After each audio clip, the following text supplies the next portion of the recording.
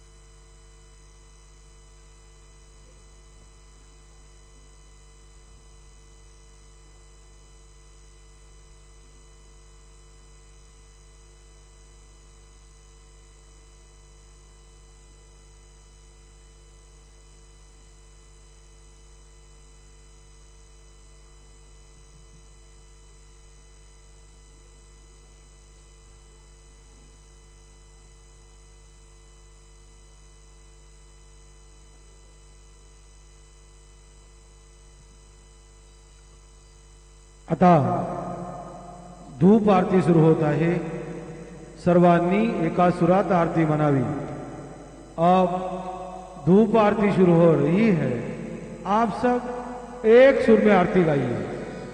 श्री सच्चिदानंद सद्गुरु साईनाथ महाराज की जय।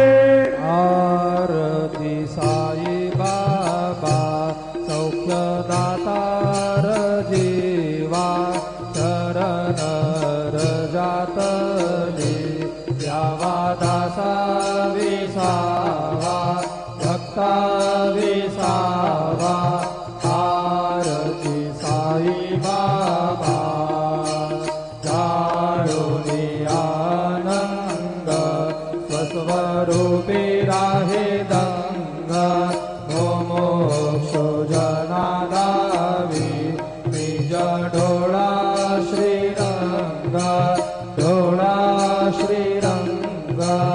आरती साई बाबा जया मनी जैसा भाव दया दैसानुभव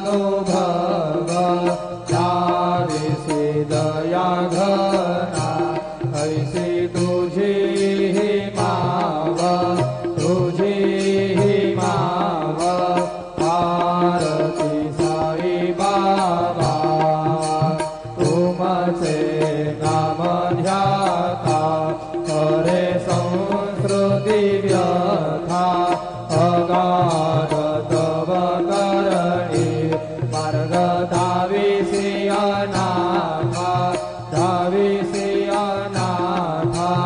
आरती साई बाबा कलियुगी अवतार सगुण पर ब्रह्म साचार अवतीर्ण झाला से स्वामी दत्त दिगंबर दत्त दिगंबर। आरती साई बाबा आठा दिवसा गुरुवारी भक्त करी दिवारी प्रभु पद पावया भव भय निवारी भय निवारी।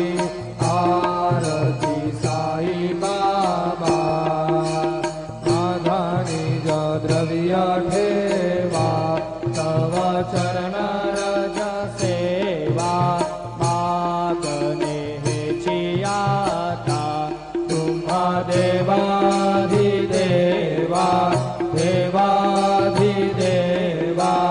आरती साई बाबा इच्छित दीन चातक निर्मल तोय निज सुख पाजावे माधवाया संभाळ आपुली भाक आपुली भाक। आरती साई बाबा सौख्यदाता जीवा शरण रजातली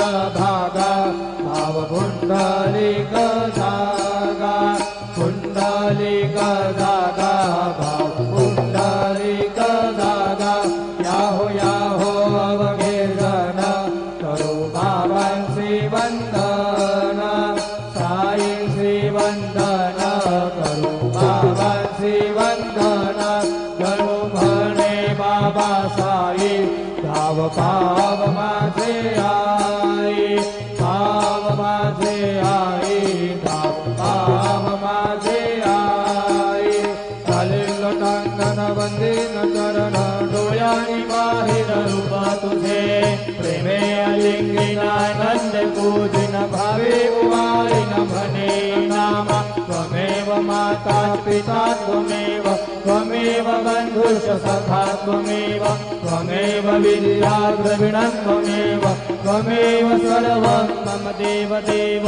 कायेन वाचा मनसेन्द्रियैर्वा बुद्ध्यात्मना वा प्रकृति स्वभावात् करोमि यद्यत् सकलं परस्मै नारायणायति समर्पयामि अच्युतं केशवं रं नारायणं कृष्णदामोदरं वासुदेवं हरिं श्रीधरं माधवं गोपिकावल्लभं जानकीनायकं रामचन्द्रं भजे हरे राम राम राम हरे हरे हरे कृष्णा कृष्णा कृष्णा हरे हरे श्री गुरुदेव दत्त अनंता तुला ते कसे रे स्तवावे अनंता तुला ते कसे रे नमावे अनंत मुखांचा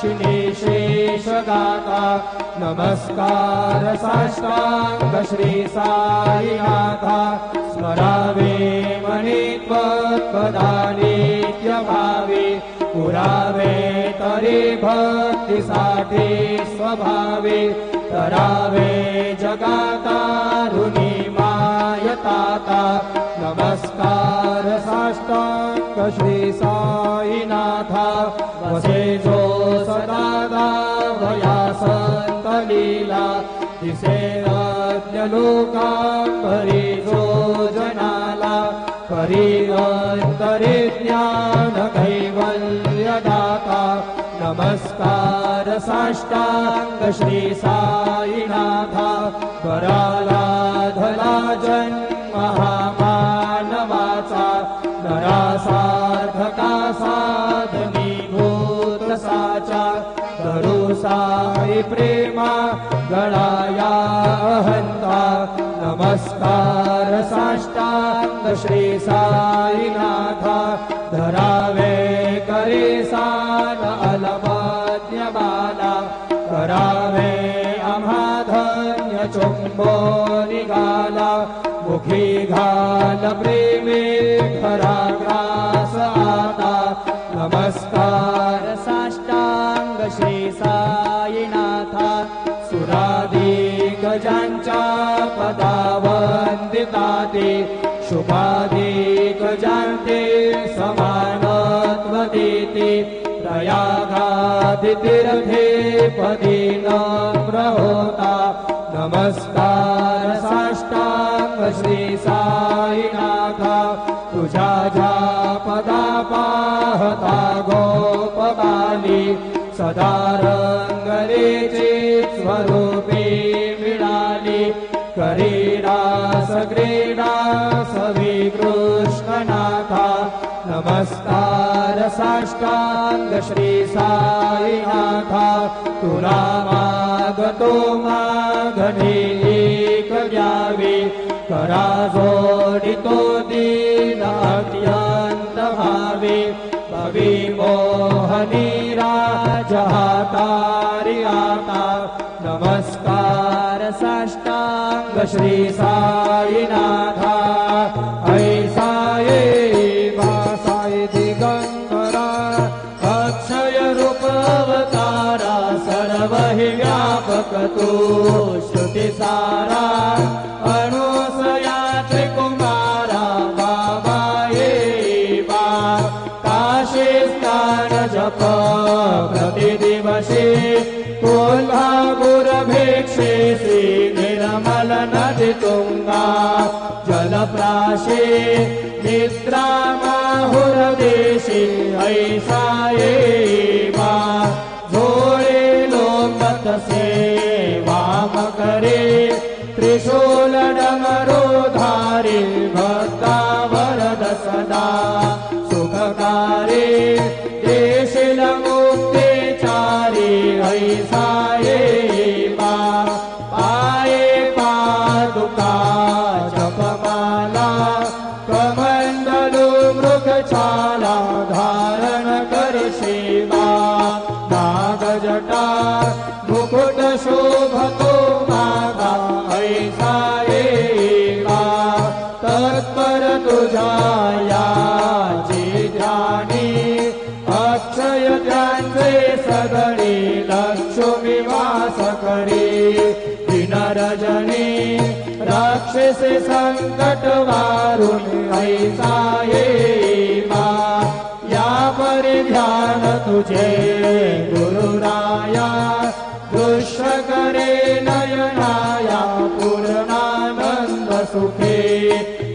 काया लावेसे हरि गुण गाया ऐसा एवा साई दिगंबरा अक्षय रूप अवतारा सर्व हि व्यापक तू श्रुति सारा अनुसया त्रिकुमारा बाबा एवा सदा सत्स्वरूपं चिदानन्दगन्धं जगत्सम्भवस्थान संहारहेतुं स्वभक्तेक्षयामानुषं दर्शयन्तं नमामीश्वरं सद्गुरुं साईनाथं भवद्वान्तविधवं समार्तण्डमीड्यं मनोवागतीतं मुनिर्ध्यानगम्यं जगद्व्यापकं निर्मलं निर्गुणं त्वां नमामीश्वरं सद्गुरुं साईनाथं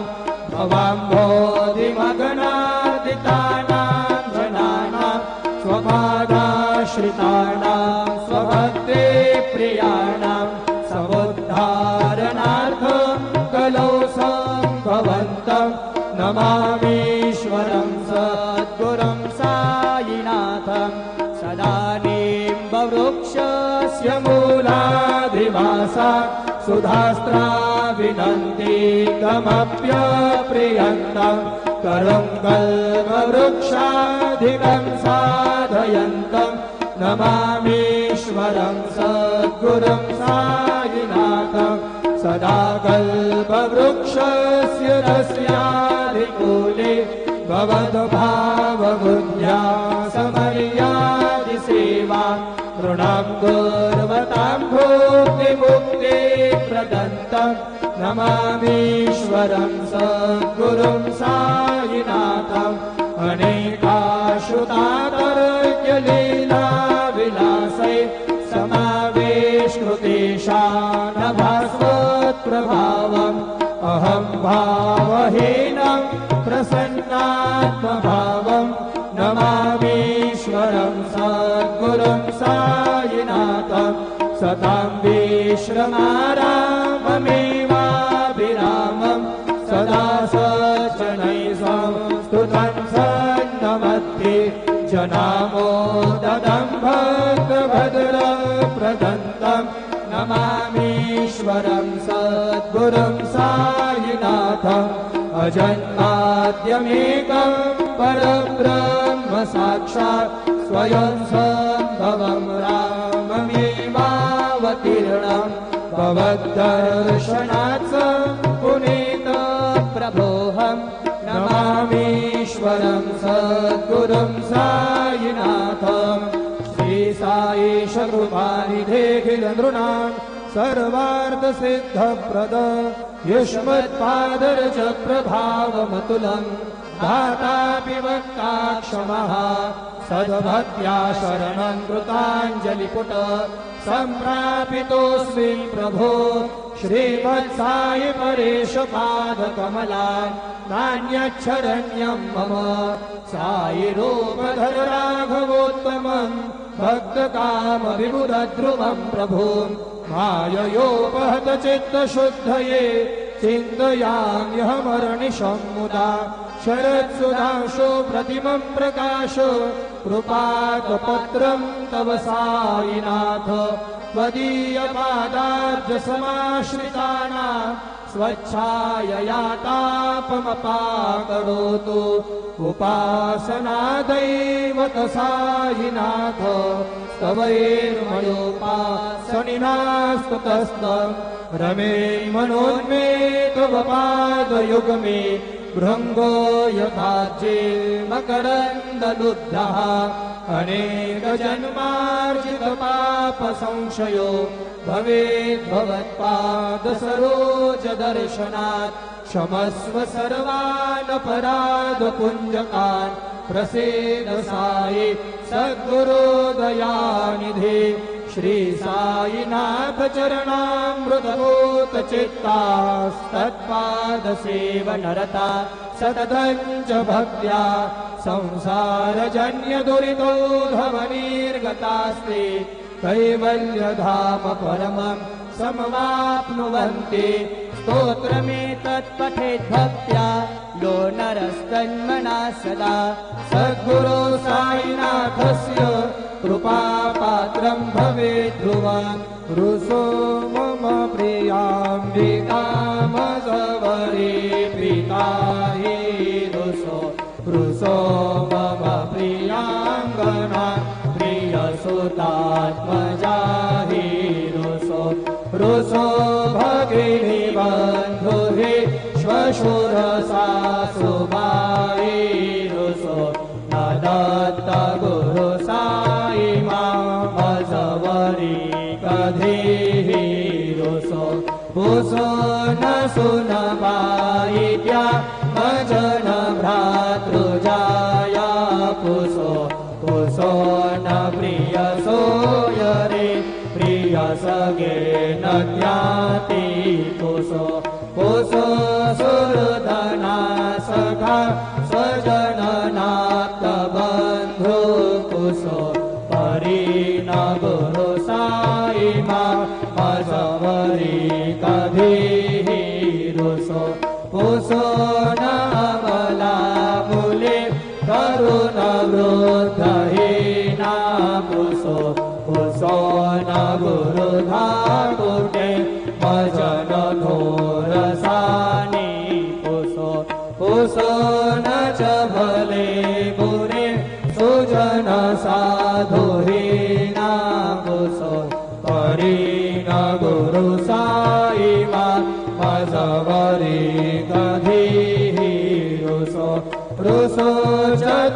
चतुरतत्त्ववे विबुध प्राज्ञानी रुसो हि विदुषी स्त्रिया कुशल पंडिता हि रुसो महीपति अति भजकतापसी हि रुसो न दत्त गुरु साई मामसवरी कधीहि रुसो कवि ऋषि मुनि अनघ सिद्धयोगी रुसो हि गृहदेवता निकुल ग्राम देवी रुसो खल पिशाच हि मलिनदाकिनी रुसो न दत्त गुरु साई मामसवरी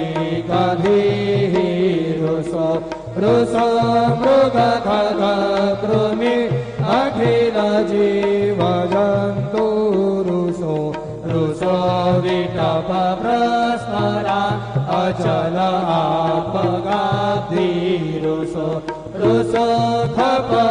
खपवनाग्निवार अवनि पंचतत्वे रुसो न दत्त गुरु साई मामसवरी कधीहि रुसो विमल कीर्ण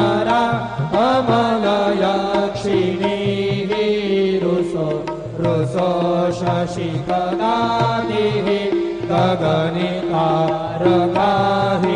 रुसो रुसो अमर राजहि अदय धर्मराजा रुसो न दत्त गुरु साई अजवरी कधीः रुसो रुसो मन सरस्वती चपल चित्तते रुसो रुसो वपुदिशाधीरा कठिन काल दोहि रुसो रुसो सकल विश्व हि मयि तु ब्रह्म गोद रुसो न दत्त गुरु साई अजवरी कधीः रुसो विमूढ मनोनिहसो भजन वत्सराहि रसो पदाभिरुचि उल्हसो जनन कर्दमीनाभसो न दुर्गधृति साधसो अशिव भाव मागे खसो प्रपंची मन हेरुसो दृढ विरक्ति चितितसो पुनाचे गृणानसो न च स्पृहा कशाची असो सदैव हृदयेवसो मनसि ध्यानि साईवसो पदे प्रणयमो रसो निखिल दृश्य पापादिसो न दत्त गुरु साई उपरि याचने लारुसो हरि ओम यज्ञेन यज्ञमयजन्त देवा स्थानि धर्माणि प्रथमान्यासन्न तेहनाकं महिमानसचन्द यत्र पूर्वे साध्या सन्ति देवाः ॐ राजाधिराजाय प्रसीय साहिने नमो वयं वै श्रवणाय कुर्महे समे कामान् कामकामाय मह्यं कामेश्वरो वै श्रवणो दधातु कुबेराज वै श्रवणाय महाराजाय नमः ॐ स्वस्ति साम्राज्यं भोज्यं स्वराज्यं वैराज्यं पारमेष्ठ्यं राज्यं महाराज्यमाधिपत्यमयं समन्तपर्या ईशात् सार्वभौमः सर्वा युषान्तार्ता परार्धात् पृथिव्यै समुद्रपर्यन्ताया एकराजपितपेशश्लोको विगीतो मरुतः परिवेष्टारो मरुतस्यावसङ्गृहे आवीक्षितस्य कामप्रेर्विश्वे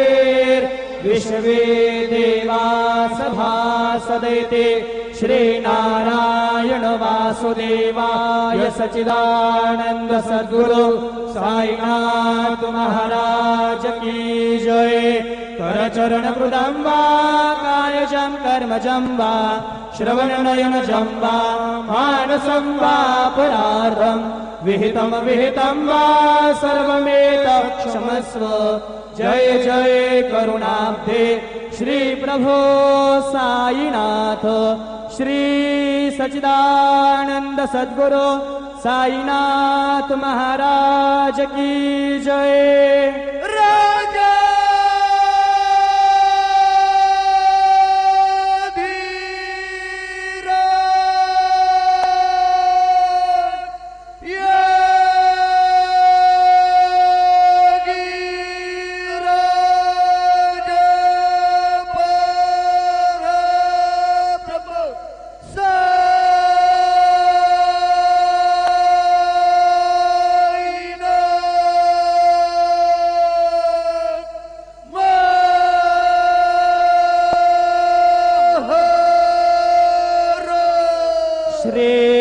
सच्चिदानंद सद्गुरु साईनाथ महाराज की जय। हरिः ओम। शन्नो देवेरविष्टय आपो भवन्तु पेतये शंजोरविस्रवन्तु नः। नीलाञ्जनसमाभासं रविपुत्रं यमाग्रजं छायामार्तण्डसम्भूतं तन्नमामि शनैश्वरम्।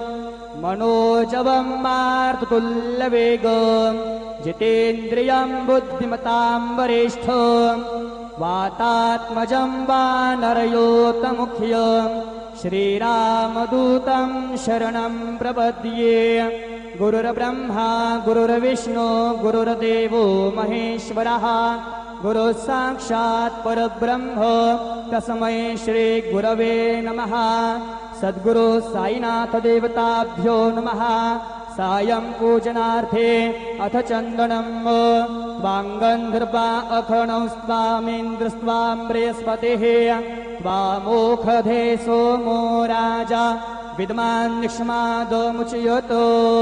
चन्दनम् अर्पयामि अक्षन्नमे मदन्तैषवप्रिया अधोखत अस्तोखत स्वभानवो विप्राणविष्टयामति जो जान्वेन्द्रते हरि।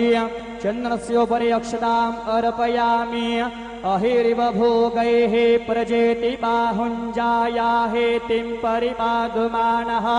हस्तग्नो विश्वाभ्वयुनान् विद्वान् भूमां पुमाग्वसम्परिपातु विश्वतः। सौभाग्यद्रव्यम् अर्पयामि ऋतुकालोद्भव प्राप्त पुष्प अर्पणम्।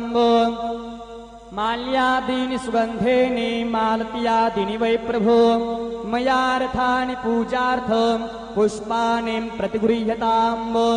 ऋतुकालोद्भव प्राप्त पुष्पम् अर्पयामि सायंकाले उपहार नैवेद्यं निवेदयामि।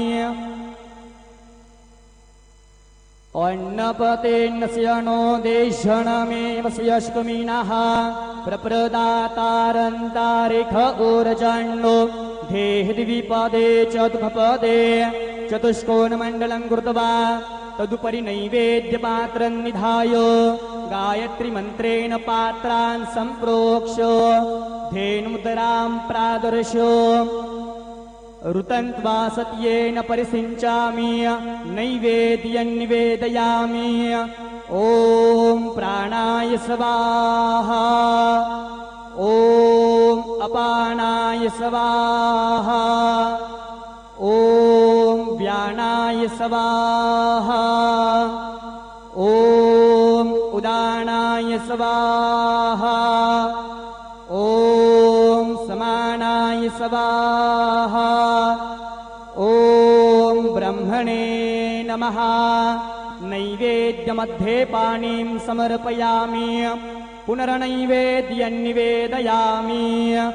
ॐ प्राणाय स्वाहा ॐ अपानाय स्वाहा ॐ व्यानाय स्वाहा ॐ उदानाय स्वाहा ॐ समानाय स्वाहा ॐ ब्रह्मणे नमः।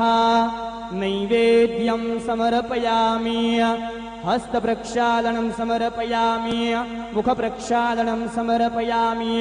शेषोपचारार्थे प्रार्थनापूर्वकं नमस्करोमि। श्री सच्चिदानंद सद्गुरु साईनाथ महाराज की जय।